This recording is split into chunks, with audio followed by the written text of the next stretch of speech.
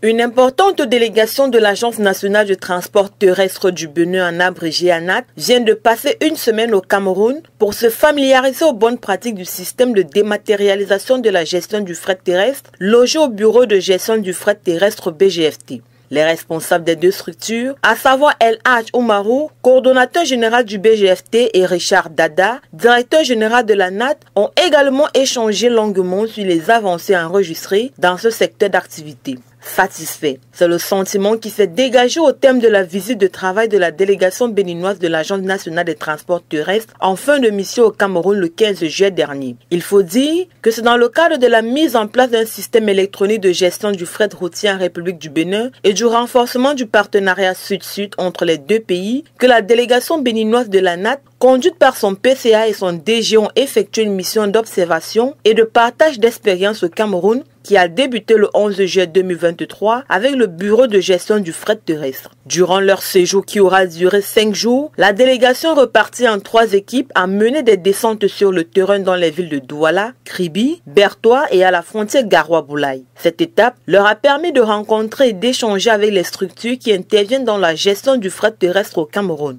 Des discussions et échanges qui les ont émus.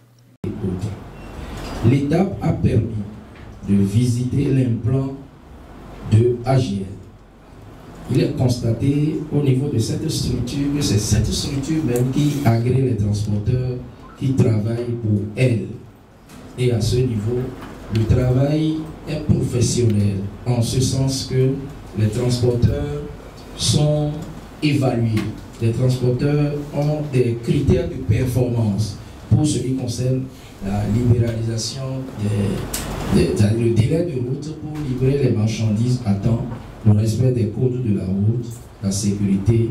Cette situation a émerveillé beaucoup les acteurs qui étaient de la délégation, notamment les transporteurs. Ils étaient émus de cette manière de fonctionner.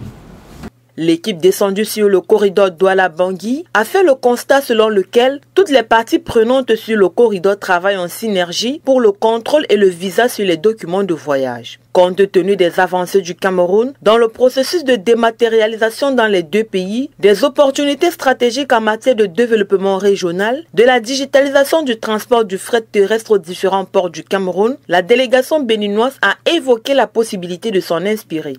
Le Bénin s'est permis de venir en exploration, de maintenir sa veille et de sélectionner à travers les membres du BGFT un cabinet camerounais. Aujourd'hui, nous avons une plateforme opérationnelle. Aujourd'hui, nous avons complètement quitté la dématérialisation et sommes sûrs de la transformation digitale. Non seulement la solution que nous avons vue ici au Cameroun il y a 2 ans, elle fonctionne toujours, mais c'est qu'elle a évolué et va encore évoluer.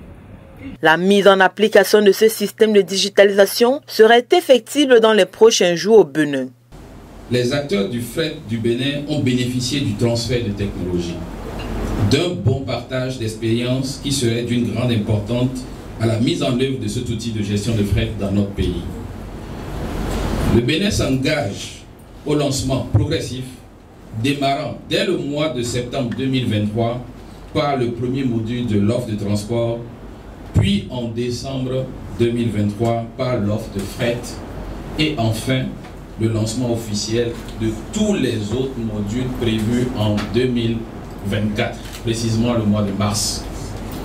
Le coordonnateur général du BGFT, El Hadj Oumarou, qui s'est ravi de cette visite de courtoisie et surtout de travail et de coopération sud-sud, a souligné que le BGFT se rendra également du côté du Bénin pour bénéficier de certaines choses qui ne sont pas encore mises en pratique au Cameroun. Notre pays a signé une convention avec le Tchad, avec la RCA, mais ce n'est pas tout. Il va falloir avancer. Et aujourd'hui, le Bénin, notre pays, un pays frère, qui est venu nous rendre une visite de courtoisie, nous a appris aussi beaucoup de choses. Et nous pouvons vous rassurer que nous aussi, nous irons au Bénin pour bénéficier de certaines choses que nous ne faisons pas ici et bien plus, essayer aussi d'améliorer ce que nous faisons. C'est autour d'une photo de famille que les parties prenantes à cette cérémonie de clôture de la mission d'observation et de partage d'expériences au Cameroun de la délégation béninoise de la NAT se sont quittées.